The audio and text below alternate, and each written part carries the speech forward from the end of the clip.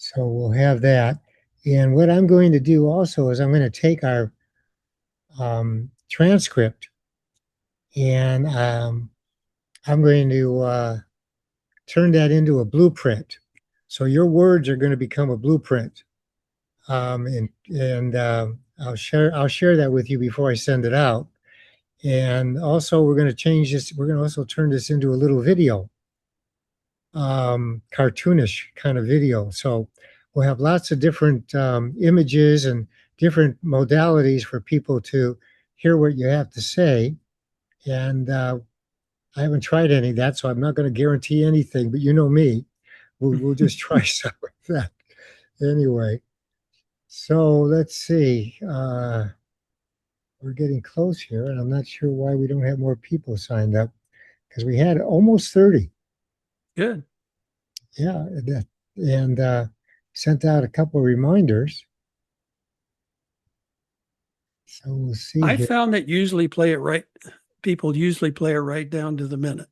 Yep, If you say, you say 1:30 your time, right? yep. That's what time they'll come on. So yeah. Let's see here. You still got 12 minutes. So Yeah, we still have a little bit of time. I'm just trying to check here why this thing. And if they send questions, then we'll leave time for you to answer them. And you should see the questions, but if not, I'll repeat them for you. yeah, that's fine. I've Okay. actually got the template up here in front of me too. So Okay, great. but you go ahead and read them, and whenever you want to do them, and we'll try to answer. Well, and if there's something comes up and you see it, just, obviously you do whatever you want to do. This is your time. And so however you want to frame it and focus it, that's great with me. I really appreciate you doing this. Um, I just because to me this is the whole thing comes down to expectations too. After Sure. you really look at it, our folks just don't have much expectation. If we can just keep this, if we just can keep it the way it is, and so Yeah. it doesn't get any damn worse, And the other side, Well, of course, they're trying now. You see what they're doing. They want to change everything under the sun. yeah. I mean, it's pretty frightening. Oh, well, yeah. I mean, they're talking about, it's interesting. They talk about getting rid of the Senate and the president. And eh, I mean, that's kind of hard to do in a constitutional government. Well, it is unless you That's, just decide, hey, we're just going to ignore the Constitution, well, yeah, that's, and well, hell, you and I both know they've been taking over cities. Um, they've been terrorizing people left and right. I mhm, heard, probably you heard the other day also, that they're terrorizing some of these moderate Democrats not to do anything for fear of mhm. their families. I Yeah, mean, it's yeah, no doubt. pretty frightening in terms of these folks. Yeah. New York City is a mess. Oh, that Yeah. stuff that came out now with the names in the database. Oh, but I just saw that this morning. Yeah. yeah, It's I mean, terrible. it is, and Yeah. you know, it just there's just doesn't seem to be any end. Well, the bottom line is that we have certain requirements for public office, and if you can't take the oath of allegiance, and the all of our oaths require allegiance to the Constitution, state Yep. and federal. If you can't take that oath, if you don't believe in it, then you can't hold that office. And for some reason, we're ignoring that, and I'm not quite sure why. Yeah, I A agree. candidate is not. You say, no, you can't be a candidate because you don't believe in the country. You don't believe in the Constitution. So sorry, I you're don't get done. it. Yeah. Well, Yet we have people in Congress that don't believe in it. So yeah, that the gal that's that's in New York that wipes her hands on the American flag. mhm. I Yeah, mean, it proves your point. yeah, Um, yeah. It's terrible. it is. All right. Yeah, let's see here.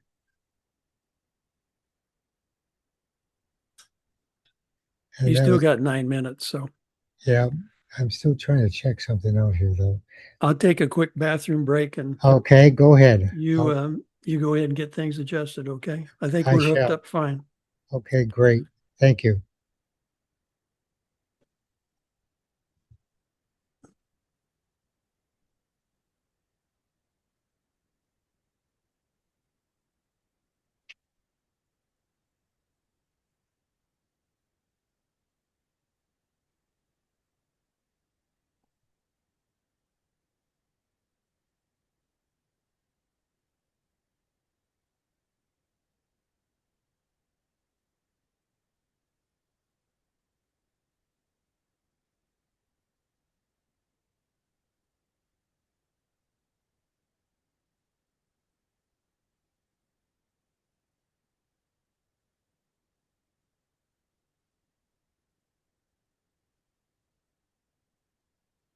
Hasn't started yet. Right. I haven't let you in yet. That's why. I haven't let you in yet.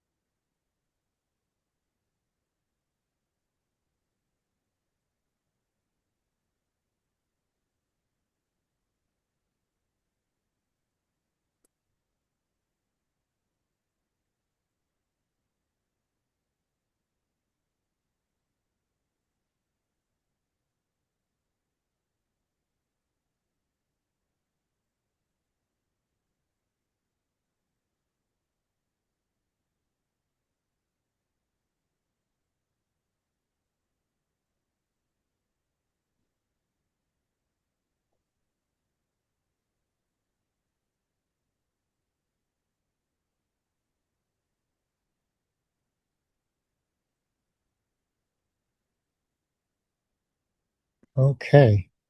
So you can still hear me, right? I hear you, yes, sir. Good. Okay. So that's great. And then I just figured out something here that made me feel good that I can go back and forth between you and I,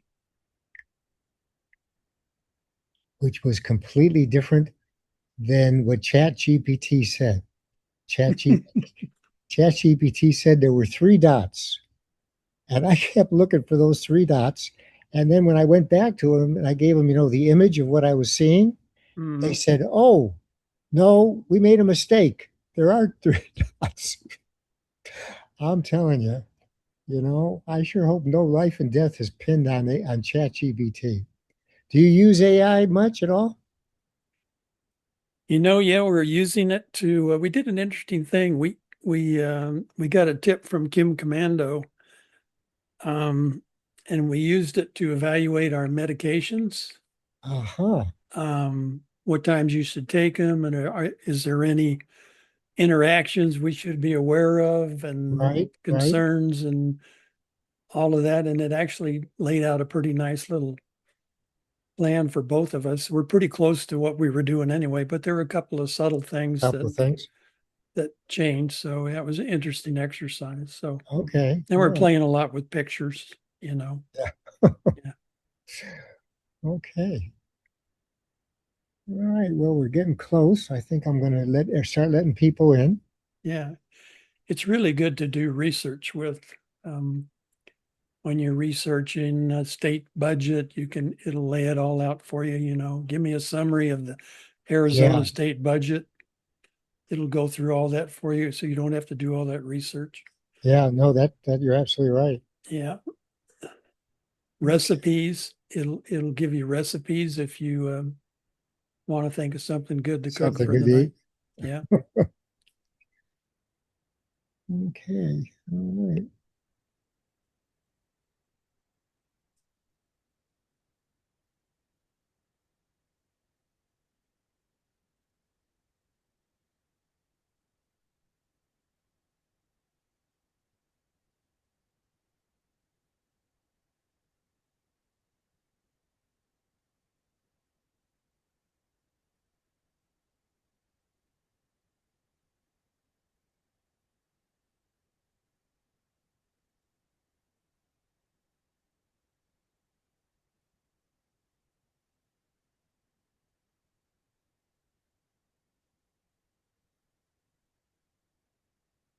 Hey, hello everyone.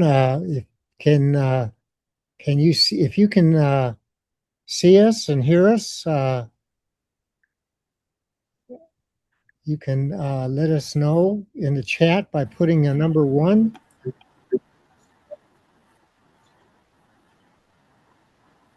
Yeah, we can hear you and see you. This is Paul in Great Harbor. Okay, that's even better. Got the real There's the voice. chat. Okay. The chat. Put that in the chat. Okay.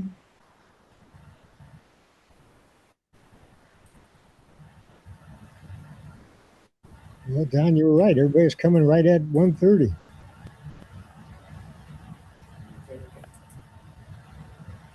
But you can go ahead and talk. Neil's just bringing everybody on, I think. I don't know who everybody is. I'm just going to say hi. Right message. That's fine.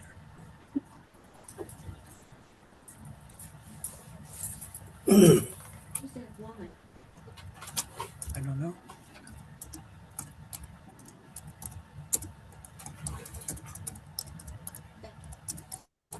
No.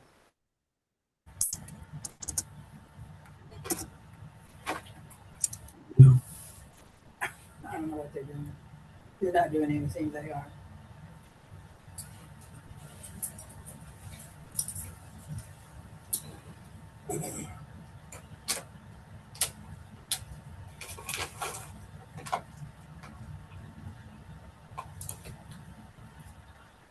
Okay, it's 1:30 and we're going to start at 1:31. Give people another minute here. Do we need to tell them we don't have a video?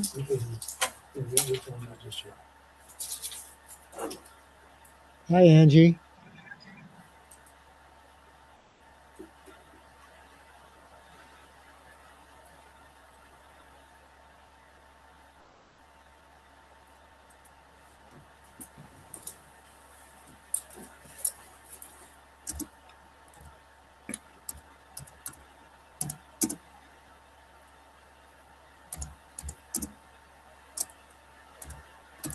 Join the meeting.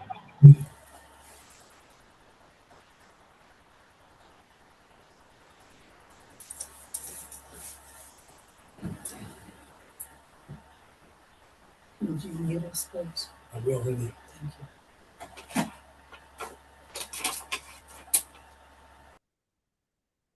Okay, I want to welcome all of you. I know we're going to have some more people coming in, and we'll let them in as soon as they show up. This is the first of a number of different sessions we hope to be having on the whole notion of free state. And if you're not familiar with free state, what that means, how it's formed, and it's a pretty comprehensive movement. Certainly Florida is one that represents that free state movement that we're most familiar with, but there's a whole worldwide effort going on called Free Cities. And we're going to be not talking about that today, but sharing information with you about what's going on. And it's very much Jeffersonian based, and we'll talk about that. But today, we're focusing on the free state of Florida. And I am really excited. We have Don and Patty Welly with us who uh, are in Florida. They were in Arizona. Many of you know Don and Patty very well. And they have quite an experience of information and experiences and information to share with us about what's going on in Florida and how it can be extrapolated to all the other states. And that really is the key, that we do this as a unified effort. Certainly, we want to look at individual states changing and improving, but we all know that with New York and California and Illinois and Texas pretty much taking up most of the population, those of us, although Arizona is not really in that, but those of us in live in smaller states can just get gobbled up. And of course, if we hear what the Democratic quote unquote socialists of America are saying, that's what they want to do by getting rid of the Senate and that sort of thing. Simply go to a popular vote. In any event, I'm Yale Wishnick. I'm with the Jeffersonian America Network and also the Jeffersonian community. I have lots of different gifts that we're going to share with you at the end, so please stay with us.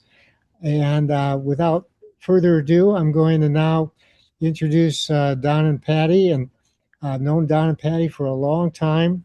They are great advocates of our Constitution, constitutional republic, and have known, I think if, and most people would tell you when they were in Arizona, if you wanted something to done by a legislator, or you wanted to contact a legislator and you're having difficult, Don and Patty are the people to contact, because they would definitely be able to make those contacts, and they know what's going on and they have a good sense for it. So I'm going to now let Don take over with Patty, and I will have that for you here in a second, as soon as I figure out what to do here. They've changed everything on Zoom that I didn't realize it. And of course, they can't leave anything alone. They must be run by Democrats. They just, they can't. Democrats. Yeah, Democrats. Everybody was doing great. And I finally figured out Zoom after years. And then they went and changed it all on me. So I'm going to fix it now, though, and have it done. The only person you're seeing right now on the screen is me, right? No. No, you see Don? I see my sweet Angie and Robert. Right, but in terms of the main screen, right? Well, they all look good. Yeah, we've got several Okay, screens up, I got you. multiple screens. Multiple screens. All right, we're going to take care of that in a second here. And you go up to your gallery button, Yeah. Your 9 dots up there. Yep. Okay. Switch it to multi-speaker. Okay. I got just a second here. Okay. Meanwhile, we'll say hello to everybody. Yeah, it's good go to ahead, be Don. with you. Want to say hi. I see Angie and Bob, and Patty said hi to them already. Can you hear us okay? Everybody hear us? Yeah, that's okay, coming. good. Yep. I don't recognize, we apologize. We don't recognize everybody, but thanks so much for having us join Yale today. And we will start with our story. Back in Patty and I were local coordinators for the Sarita Tea Party. And we did that for several years. Yeah, 6 years. We go back to 2013 was probably our most memorable moment was our 2013, believe it or not, it was called the Defending the Constitution Convention. And we had Tammy Bruce for our keynote speaker. And we had several speakers from all over the state came to Quail Creek for an all-day session. We had meals for people and entertainment, and it was really quite a day. It took its toll on both of us, but it was a lot of work. But we wanted to do that again before we left the state, but we never got it put together again. So, but it was great, and we used to have weekly meetings at Sarita Tea Party. Monthly. Monthly, was it monthly? Yeah, I guess monthly meetings. Yeah, monthly. monthly meetings. We'd have different speakers from around the state. Angie was part of that original Sarita Tea Party. Yes. So she was a big help too. Great. And we had a good time doing that. It was a lot of fun. I'm trying to think of the place we used to meet.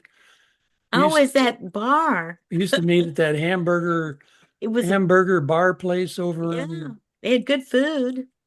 What was it called, Angie? You remember? Oh my goodness. I can't remember the name either. Triple play. Triple Triple play. play. That's it. Triple play. You, Angie. Good job, Angie. Yeah. And she used to help us like that too when we had meetings. So Robert used to let us have his equipment so we could speak to our guests when they come yeah, in. He was pretty wonderful. yeah. We'll say. So we, as we came up toward the 2020 election, we had a contingency plan. Although we believe President Trump was going to win, we planned for worst case. And when worst case turned out to be true, we decided that our biggest concern was security. Patty was very worried about security, and we knew that the border was going to open up just like it did. We knew that was going to happen. We just felt that we had a good friend named Zach Taylor, who was a retired Border Patrol that pretty much forecasted everything that began to happen after the 2020 election as far as the border goes. So I had experience in the Air Force of being in Florida. So and we liked that. We liked what Florida was doing. We liked what Ron DeSantis was doing. We were also very concerned about Pima County and the COVID regulations that were going on and things they were trying to enforce. I don't know if you guys remember, but the Republican Club, we were all supposed to be wearing our masks in the club, and none of us ever did. We never did. But and we had a good time. And I don't remember anything spreading or getting infected with anything, any outbreaks. So we were concerned about that. Pima County was in lockdown mode with everything, and so we got our first COVID shot because we had to travel cross country, and some of the states were enforcing having the shot to go through their state. So that's why we got our first COVID shot, and we took the trip across country in February of 2021 is when we moved over, and we came here to a house that we'd only seen on FaceTime, and we got here and got established and decided to kind of branch out to see what kind of clubs are here, what's going on here politically. We don't have nearly as many contacts here as we had before. But Patty did meet a lady from Heritage Action named Karen Drock, which the Heritage guy in Arizona hooked us up with her. And if any of you do anything with Heritage Action or have have any association with them, they're really a good group to be involved with. And we highly recommend them. We did get to meet a few people through Heritage Action and Karen going to some luncheons. And We went to CPAC. we also went to CPAC. It turned out the first year we were here, CPAC was in Orlando. So we got to go to CPAC, which was really nice. Met a lot of people there.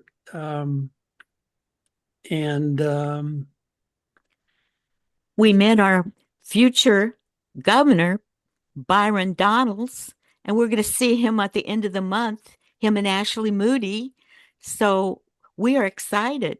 Ashley's running for Florida Senate, and Byron is running for our governor. So we're really hip up on that. They're wonderful people, and we're going to vote for them. Yeah, I think that Florida has managed in a constitutional way, which started with Ron Scott. Rick Scott. Rick Scott, I'm sorry. Rick Scott, when he became the senator from Florida, the governor from Florida, he began to turn the state around. And he was a businessman. So he came at it from a business point of view, just like President Trump does with the presidency right now. And so when Ron DeSantis was elected, although it was a close election, he stopped the fraud in Broward County, which is down in the Miami area, because they were trying to count enough ballots to beat Ron DeSantis. So he only won by 15 or 20,000 votes that first election. And then ever since then, once he got his programs going and his philosophy, he was completely 180 from everything on COVID. Matter of fact, Patty and I, when we got down here, we got the monoclonal treatment down here when we did catch COVID, and that's when we realized, yeah, the shots don't do any good, so why do any more? But the monoclonal treatment was good and really helped us, but right away, Dr. Biden turned that off and took all the monoclonal treatments away from the state of Florida right after we got it. So we, Ron is a Constitution-based governor, and he really believes in individual liberty. He believes in so many things that are good about our country, and he has to. Pardon me. I thought I heard somebody talking. He's done a really good job with our budget. He's done a good job with the legislature. Generally, we now have a legislator, Republican and Democrat. We have a supermajority in both the House and the Senate in the state. So, and although this year they disagreed on a budget, DeSantis got in the middle of that, got that settled, and so we got the budget through this year. This is his 8th year now in office, and every year he's managed to reduce the Florida budget. We have 23 million people and $117 billion budget. So and he's in the process right now. He put a amendment on the ballot for this November, where we're going to reduce our property taxes through a constitutional amendment. So the state can't do it directly, so the people have to vote on it, and it'll basically be an initial $150,000 credit to your property tax. And then next year it'll go to $250,000. So when it gets to $250,000, most seniors won't have to pay property taxes. Mm-hmm. So, of course, we're going to vote for that. But some cities and towns are worried about their services and paying for them. But when they set up this amendment to be voted on, they also set aside some emergency funds that if a city or town or a county feels like they can't afford the services they're providing, that they'll have some money to go get to help them with that. So The philosophy that DeSantis has for taxes is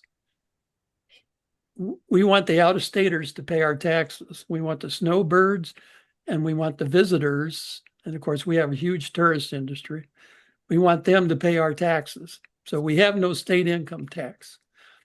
Now, your governor candidate, Andy Biggs, he wants to get rid of the Arizona income tax. So, Andy Biggs, we've met Andy Biggs. Great choice for your governor. We're hoping that he wins for you guys. You need to do everything you can to get him in there. Leadership is a big part of the way back on the road. It's not everything, but it can start with electing Governor Biggs. So that sounds pretty good. Andy is the only thing we ever disagreed with Andy Biggs about was he did not believe in a constitutional convention, and which we did, but I don't know if he's changed his mind about that or not. That, by the way, Governor DeSantis is a big fan of the Constitutional Convention and having a convention to do term limits and a balanced budget, which would be big for the country. Governor DeSantis, was a representative for Florida, right? And he decided to run for governor because he didn't think he was making a big enough impact as a representative. Things grinded too slow for him in Washington, D.C., and there were too many things for him to overcome. So he decided to run for governor because he thought he could be more effective. And I think that's what Andy Biggs is thinking, the same thing now. He can help the state of Arizona more by being more effective as the governor. So that's an important thing that you all need to work hard to get that done. I don't know if we're ready for questions yet, Yale. If you want to go to questions, how much time do we have? Well, we have some time, but I guess some of the questions that did come in and you kind of alluded to a little bit, but on the state tax where there's no state taxes, it sounds as if that even though the emphasis of taxing the snowbirds and that sort of thing and tourists has not really affected your tourist industry, has it? No, not at all. No, and everybody's paying sales tax. Of course, we still have sales taxes. So, it hasn't affected the tourist industry at all. It's bigger than it ever was. I gotta go, folks. Thank you so much. Bye, Patty. Bye. Bye, Angie. Bye, Robert. So no, the answer to your question is it hasn't affected it at all.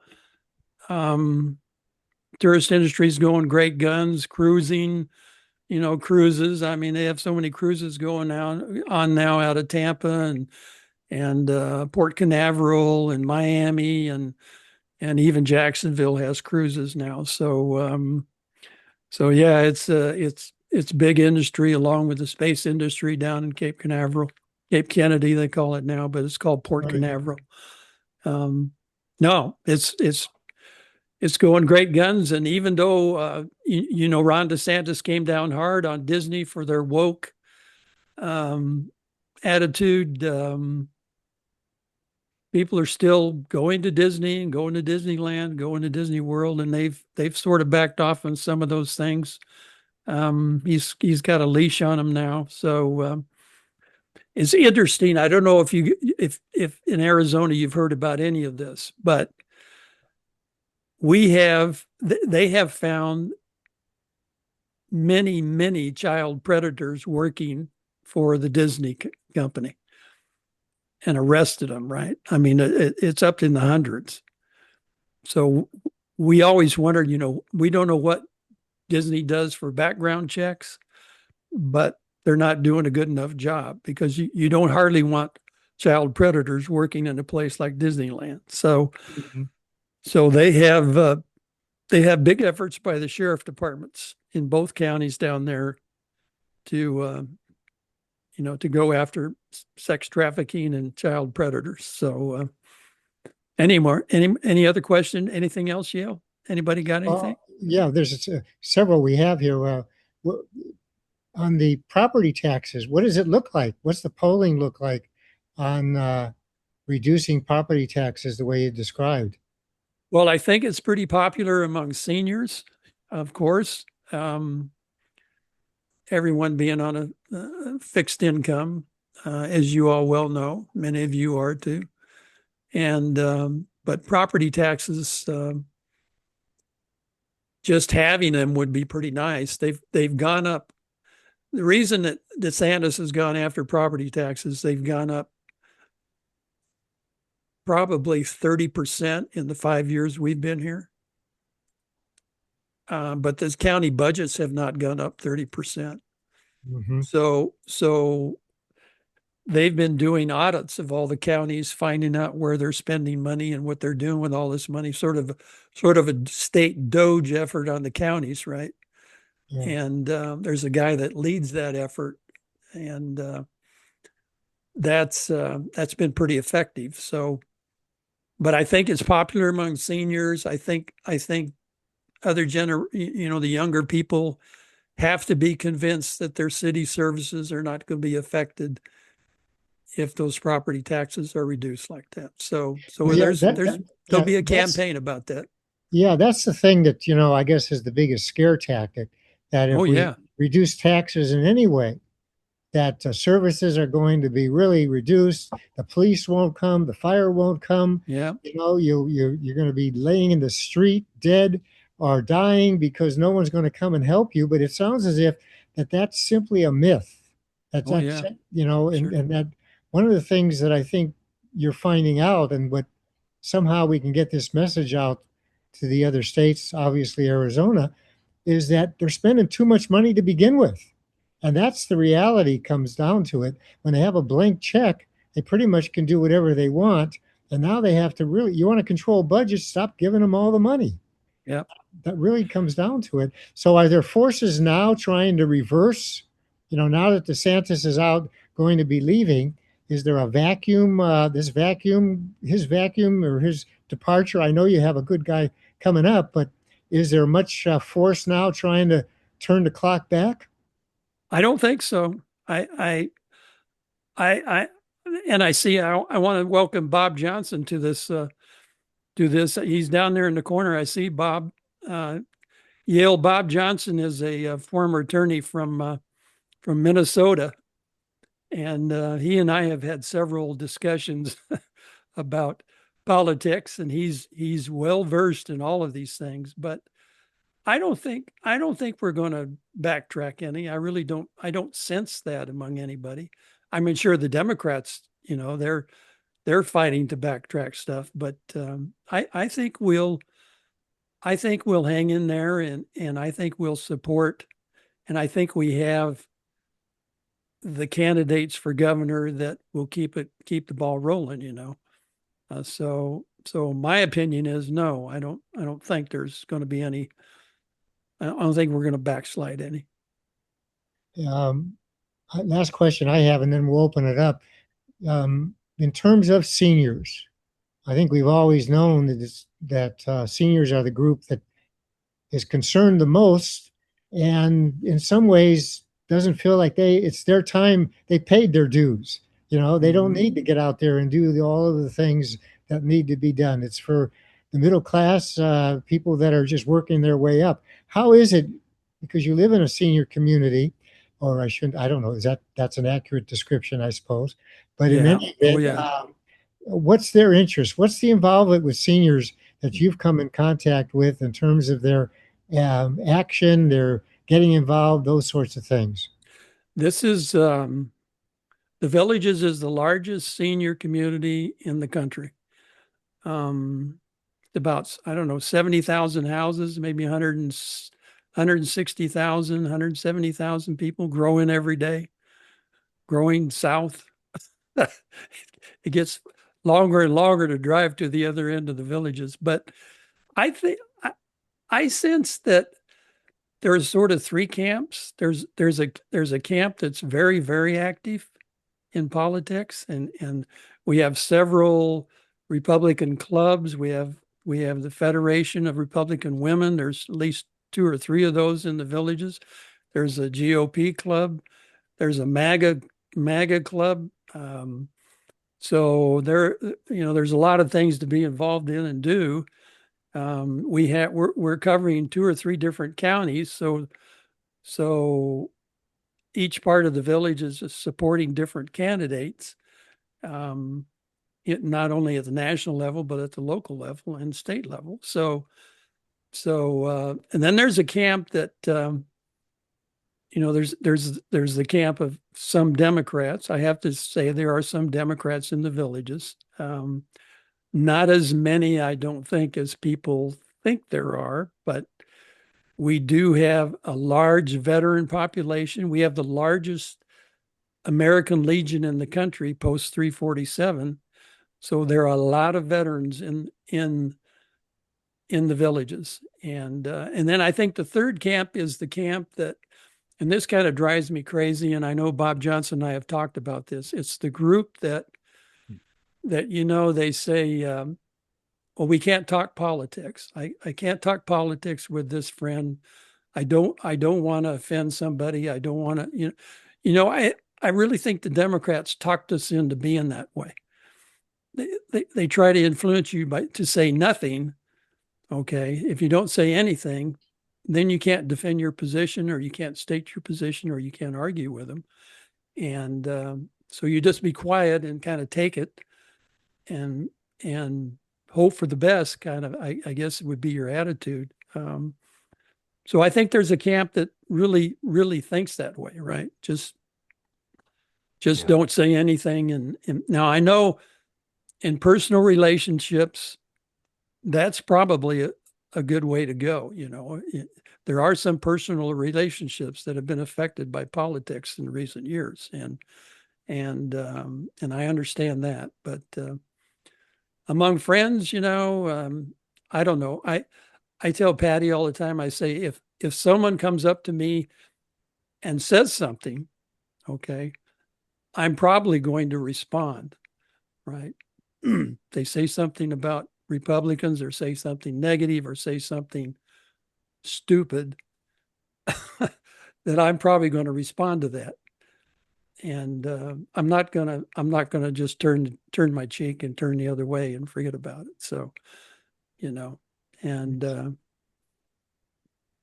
I guess that's Don, if I can sure, add, go ahead, Bob. no, just one comment that the third camp is the biggest camp in the villages. Yeah. It's important to say that. I describe, and most of my neighbors are in that camp. They're wonderful people. They lived their lives. They had their careers. Most of them went to church. They had jobs. They're capitalists. But most of them have shifted to I describe the food and fun phase of life. And that's wonderful. I like food and I like fun, but if that's all you do, your brains, go away. Yeah. Literally. So what Yeah. Don and Patty are doing is what my wife and I do, and we just have to keep pressing in, kind of remind them of where they came from, to be honest with you. And I have neighbors that are I describe the old school liberal Democrats, who are pretty reasonable souls. They just want high taxes, and of course that's not today's Democratic Party. Is the old school liberals have pretty much been kicked out of the Democratic Party. So it's an interesting dynamic. The only other one thing I'd add, Don, that you talked about the parties, the villages in the Sumter County, that's most of the villagers are in that county. They have the highest percentage voter turnout and the highest percentage Republican vote of all 67 counties here. So, I mean, that's all statewide Republican candidates camp in the villages. They're here all the time because of those numbers. But Florida does have, there's a third party in Florida. It's called the NPA, no political affiliation or no party affiliation. There are more registered NPAs in Florida than registered Democrats. Oh. So just kind of the big landscape picture. And for me, that's the group that I personally believe it's worth reaching out to and talking to them about conservative issues. Thank you, Bob. Great Yeah. stuff. Yeah, Uh, Bob is very informed, and you understand why he and I get together once in a while for breakfast and we kibitz a little bit and give each other ideas and so go ahead, Yale.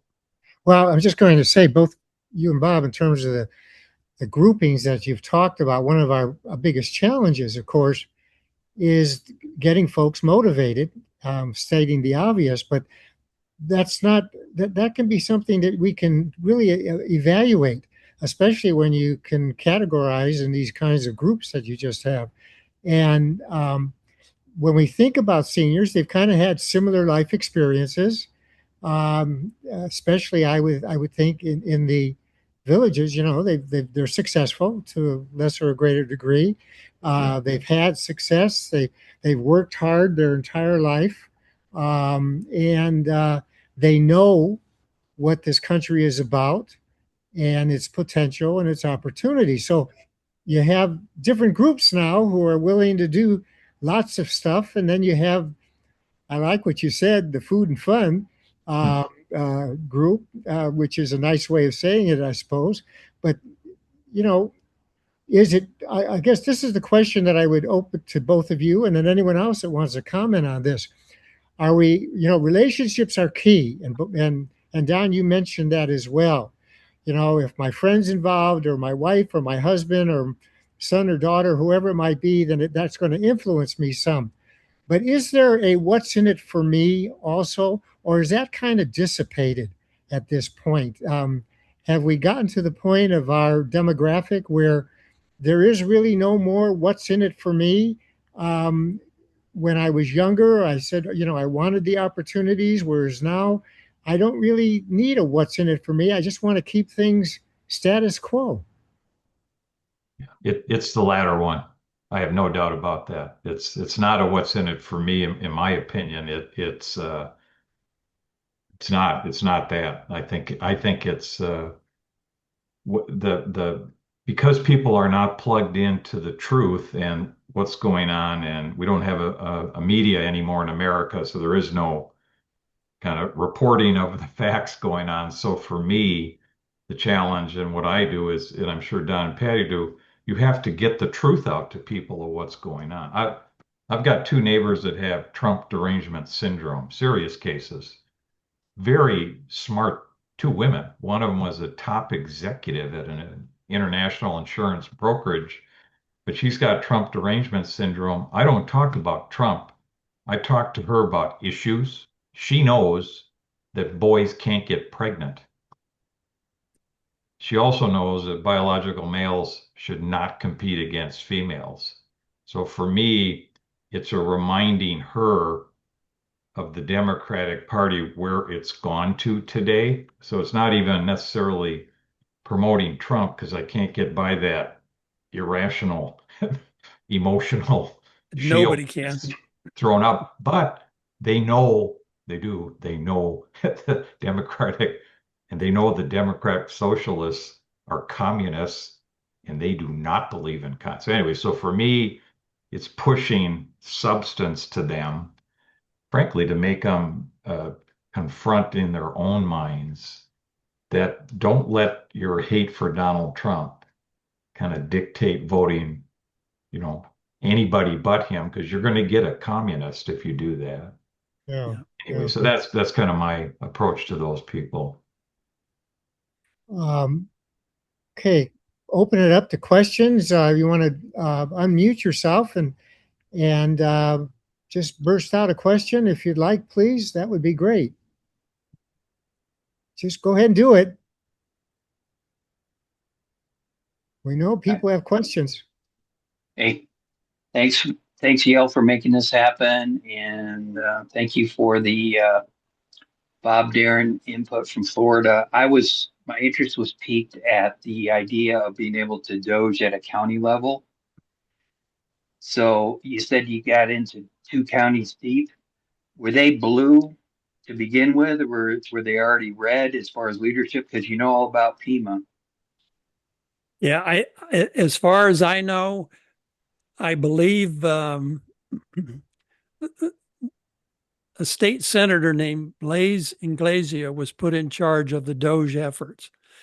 So he runs that part of DeSantis's administration. Yeah. And I think he started mainly in the blue counties. Yeah. And I think Bob agrees with that. So Yeah. he's concentrated on the blue counties. The closest one to us is the Orlando area in Orange County. Big Democratic stronghold in Orlando. And so, they found millions of dollars of overruns by Orange County. So they're making them accountable for that money and explaining it. And so that's where it began. It began with the blue counties, yes, Yeah. and a man in charge. So it's realistic. Andy Biggs governor could tap somebody in our state legislature and make some progress in Pima and some of the other counties. Oh yeah, Just like absolutely. you did. Okay, great. Yeah. That's encouraging. Yeah, Pima and Santa Cruz, and I'd recommend you start with Pima and Santa Cruz, and probably Yuma. Yeah. Yeah, Thanks. Pima Yes, has a socialist American Democratic socialist group that's in Tucson. And for those of you that aren't aware, there's about 25 of these chapters around the country, and they're growing. Their numbers now have significantly grown, and we have got to take them seriously. Other questions? Just unmute yourself and ask. Just burst it out. We know there's questions out there. Let me just say there's one question that Yale sent to me. It says the Florida model. How is the free state of Florida born? How is it sustained, and what are its core elements? Well, I recommend to you all that Ron DeSantis wrote a book in 2025. It's called The Florida Blueprint: How the Free State of Florida Can Serve as a Model for America. Okay. And in that book, he talks about fiscal management, tax policy, school choice, public safety, immigration enforcement, disaster response, and environmental restoration. And he presents the model, and he argues how other states can emulate it. So there's kind of your answer in a nutshell. He's put it in a book of how you can succeed as a state. So anybody running for governor in the country, highly recommended to read that book. So, and with that, thank you for reminding us about that. We'll have that information available to you, and we'll talk more about that in a minute. But in a future session, we're going to have a roundtable discussion on that book. And Don, obviously, and Bob and others, I hope everyone on this call will be part of that, because if you can read that book or take a look at it between when you get the notice on that, the experts have to be in the room. This whole idea somehow that we're going to find someone on a white horse riding in to save us, that just ain't going to happen. It's going to be up to us. Yes, we've got to elect a good governor, and we have a great opportunity right now. But that alone isn't going to do it, because like anything else, it's political. And politics control a lot of things out there. And we'll take a look at that book seriously. And thanks, Don, for bringing that up. sure. Other pop up with questions. I know you got questions.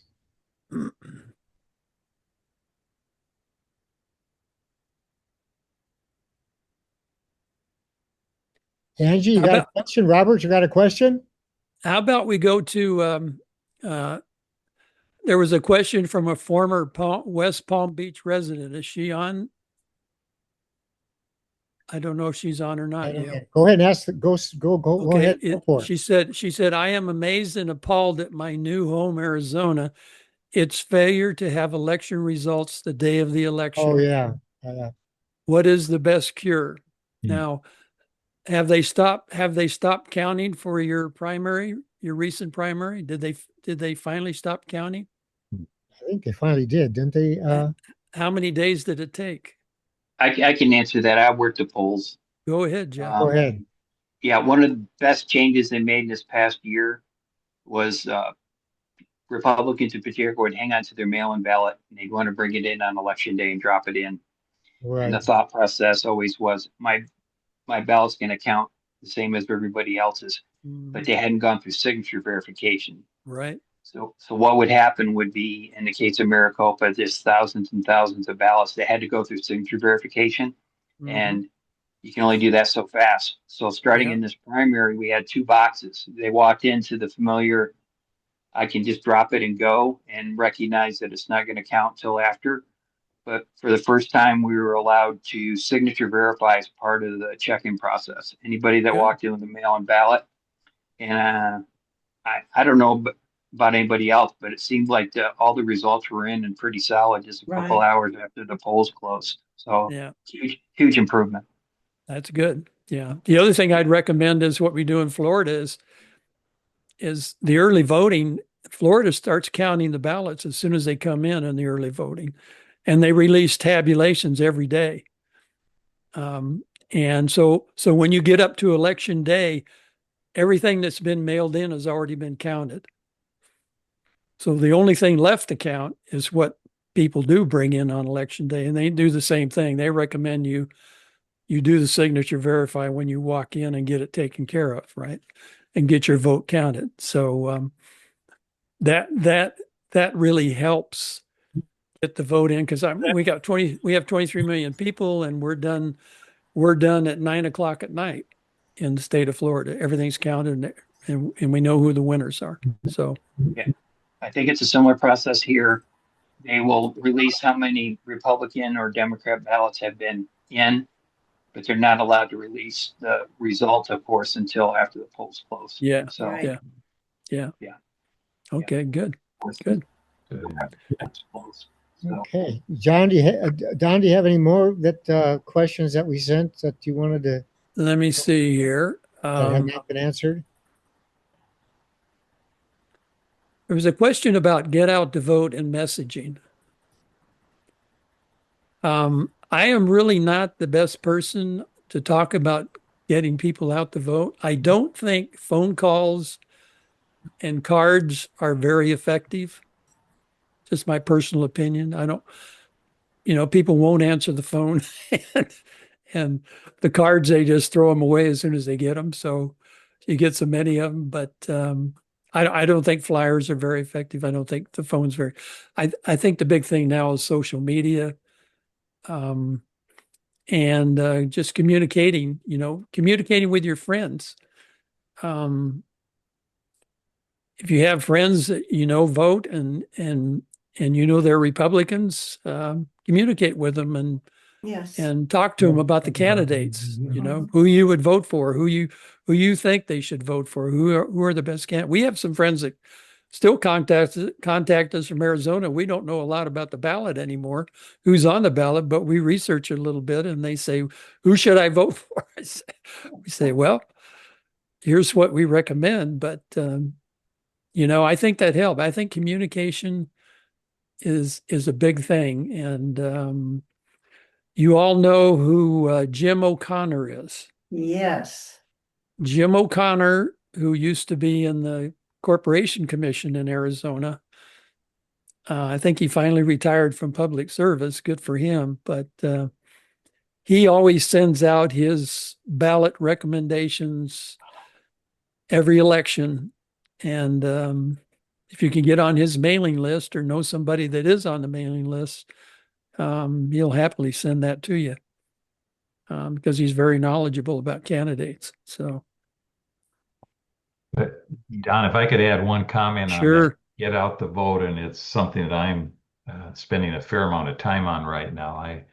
I chair what's called a faith coalition committee of Right. Sumter County Republican Party.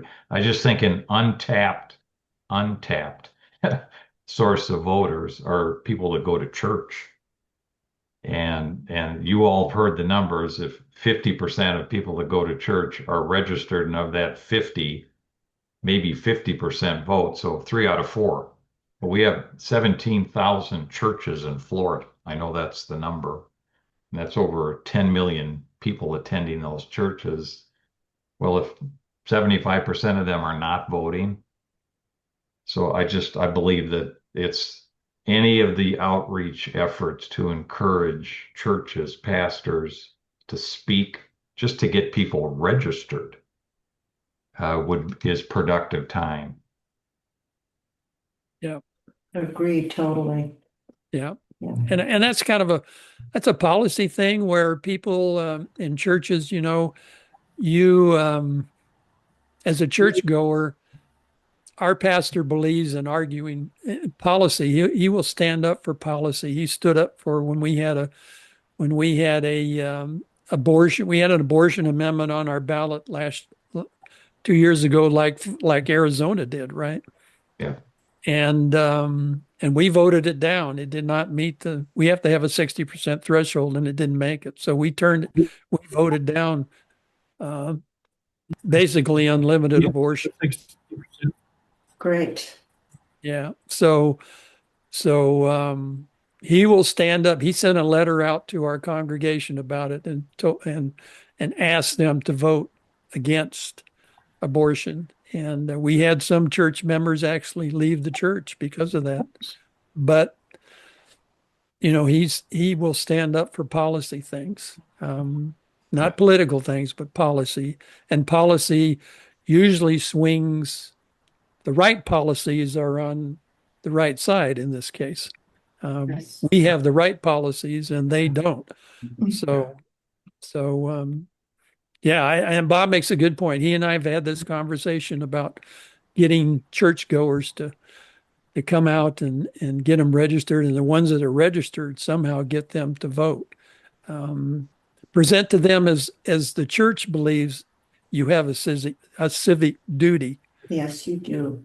So we've got to convince our fellow Christians to do that. Okay, Paul Fitch. go ahead.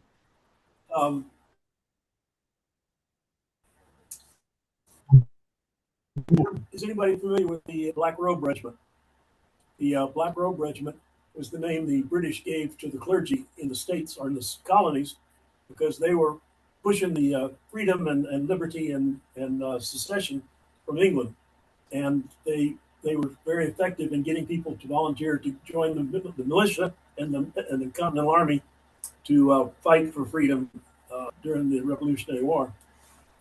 The group is taken off again locally. It's called America's Black Robe Regiment, and its mission is to inculcate into pastors, preachers, priests, etc., to be the leader of their flock and to take the bull by the horns, if you will, and do pretty much what you were talking about, Don, leading the flock from the pulpit and providing guidance to the flock for what needs to be done and who needs to be voted for, and to quit worrying about the attendance and the incoming cash, and worry about saving the souls of their parishioners or congregants and getting them oriented to voting positively for America.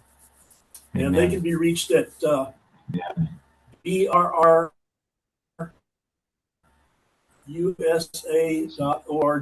BRRUSA.org. Bill Cook is the chief bottle washer there. So anyway, I'm supporting them, and I'm recommending them to any pastors I can get a hold of, and it might work everywhere for us. Thanks, Paul. Amen. End of soapbox. Thanks, Paul. Amen. Yeah, that's good. You and I have had that conversation. So yeah, we've I have a YouTube show, and I don't know if you all know this or not. Maybe you do, maybe you don't. It's called Four Men in America, and Paul is one of the guys that joins me. And we've been doing weekly. We took most of the summer off, but we're going to start up again on August 7th. It's on YouTube and Rumble on Friday nights. And it's just four guys talking about these subjects: politics, current events, rants. Sometimes we just do rants. We each have a rant, and then we each comment on each other's rants. So that seems to be the most popular thing when we go into the rant mode. People really like that. So anyway, hopefully you guys can join us on 4 Men in America. Paul's a big part of that. We also have Ken Bennett, who is former Secretary of State in Arizona, who knows so much about elections and contributes so much, and Jeff Ooch, who just lost his beautiful wife to cancer. Jeff is taking the summer off, but he's a constitutional, and if there's anybody that's an expert, it's Jeff Ooch, and a wonderful person, and he is also part of 4 Men. And then if we need a substitute, we get Zach Taylor, who again is a retired Border Patrol, and he always contributes a great deal. If you want to know anything about the border or what's going on, he's the guy to go to. So, any more questions, anybody? Okay, well, listen, everyone. First of all, I'm going to tell you about your free gifts and goodies that we have here, but I want to kind of go a little bit in terms of what Don was saying about 4 Men in America. We have that information. Is going to be on, we have some already on Jeffersonian America and .net. And that's the community, which I hope a lot of you have already seen. It's all free, no credit card, nothing. And it's a community where you can have your own space, your own private public meeting area. You can also use Zoom for free. You can post, you can bring videos up, you can upload materials and things of that sort. Paul's group that he just mentioned about, I hope we'll have it up there as well for you. But if you're, first thing in terms of goodies, if you're a member of a club, Republican club or organization, or you want to just put one together, I've heard a number mentioned already, and you want to have a meeting time and a group with everyone online, we provide that for free. And it's private if you want it private, so you don't have to worry about people coming in that aren't supposed to be there. And then you can have your own private meeting area, an area where you can post, put videos, things of that sort. And as I said, then for 4 Men in America, we're going to have a section up there on that, which will list Don's group. And so that's quite an opportunity to organize relationships and really meet together. And a lot of people, we know a lot of folks don't want to go online, but for ones that do, this would be a great opportunity, and it's all free. It's all free, and there's nothing that we come back at you and say, well, now that you've done that, would you please send us? We don't do that. I don't think there's a email that anybody on this call, this Zoom call, doesn't get, this great, come on. You got 6 pages of you're the greatest person in the world. And then at the end, but I'll take it all back unless you give me $25. And we don't ask for that. We don't want it. And you don't give credit card or anything. All you do is you got to put your name in and you got to put your email, because that's the way it works on the community. So it's jeffersonianamerica.net. Okay, next thing. All of this has been recorded, and we're going to send you it's going to be on Jeffersonian America as well, but we'll also send you the copy. Third thing, which I think is going to be a really nice, have a book that I just finished, and it's on AOC. And the title of the book is AOC Uncovered the Naked Truth. And basically what we've done is we've gone through everything about this person that you need to know and most people don't know. And she scares the heck out of me. And she should scare the heck out of you as well. She has tremendous appeal already with our youth. And, I look at the college age youth as kind of sophomores at high school level. I think there's been this real gap in terms of our educational program, which most of us know about. But I also think in terms of development. We know we all were high school sophomores, and we know that was like. Well, I think we got a lot of college students that are high school sophomores, that they're angry, they're rebellious, they're against authority, and the Democrats have given them an opportunity to complain. And AOC, with her social media, and a mile wide and an inch deep in terms of substance, is a great appeal. Now, again, with 200 over 200 and close, it's now approaching 220, 230 different chapters of the Democrat Socialist group. They're all over the place and they're organized. And the book talks about that. I'll just give you the agenda, or rather the table of contents: the rise of AOC, who is AOC, AOC's economic policies and their impact, the role of social media in AOC's political career, the AOC agenda, and it's a mile wide and an inch deep, the influence of AOC on voting young voters, AOC as a media celebrity, the future of AOC predictions and speculation, AOC, the woman who would be president, and the naked truth. And the fact is that very few people really know anything about her. They don't know really anything about her. And I don't know if you're one of those folks that when Obama first came around, unfortunately, McCain didn't run the best campaign. But if we'd have had a great campaign, I think we could have beat him. But she's the female Obama, but she's on steroids because she really knows how to use the social media. So that ebook's going to be sent to you free. And so you'll have that one sent to you free in a few days. In addition, everything that Don's talked about and Bob's talked about and others have talked about here is going to be summarized as a blueprint. It's going to be put together as an actual blueprint action plan, what to do. Don has said a lot of different things, and we're going to take those things and we're going to turn them into actions, extrapolate on his thinking, and have a blueprint that's also going to be sent to you to work with your folks in the neighborhood, communities, and clubs.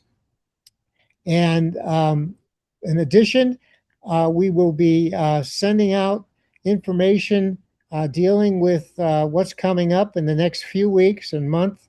We're going to be dealing with some things dealing with tariffs, because if we're going to be talking about really getting rid of the IRS, we got to replace it. And all we have to do is go back to what the founders said.